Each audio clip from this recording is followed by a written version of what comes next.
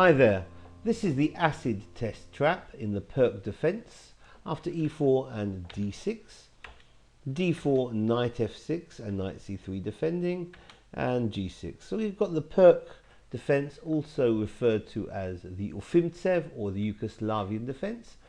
In this position, white can go for the Austrian attack with f4 or the two knights with knight f3, but also good is bishop g5. This was a move played by Robert Byrne in the 1960s and later adopted by world champion Kramnik as well as Grischuk and Gashimov.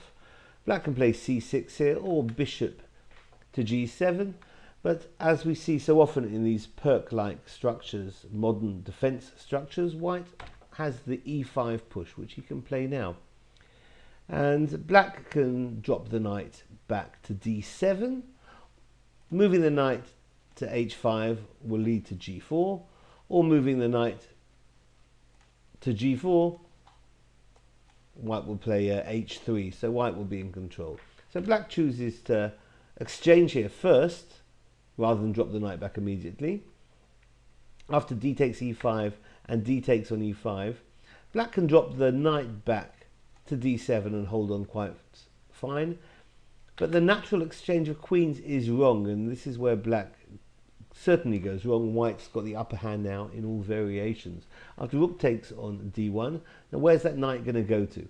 If the knight now jumps to g4, then h3 gives up the pawn voluntarily on e5, but after knight takes on e5, knight d5 with a fantastic position here for white. White is targeting c7 pawn, not easy to defend at all, almost impossible. If knight a6, then bishop takes on a6, and also being hit here is the e7 pawn, so white here is in total control.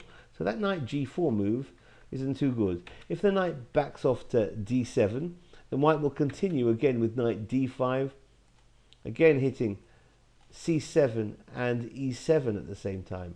But black can try bishop takes on e5, gaining a pawn for his troubles while defending c7 and giving up e7 if need be.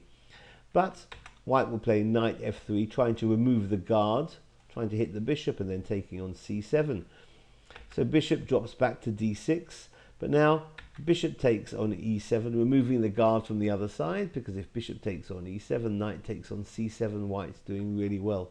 The bishop moves to f4, the idea being that if knight takes on f4, then the king can capture on e7, but the bishop drops back to a3, and now the king can't even castle, and the black bishop on f4 is still under threat. Black might guard with g5, but after g3 hitting the bishop again, and c6, a counter threat hitting the white knight on d5, who desperately wants to get into c7. Here the knight decides not to bother with e7, and knight to e7 is actually hitting the bishop on c8 as well as the bishop on f4, and white is winning. So this has been the acid test trap in the Pirc defense. Thanks for watching. Bye bye.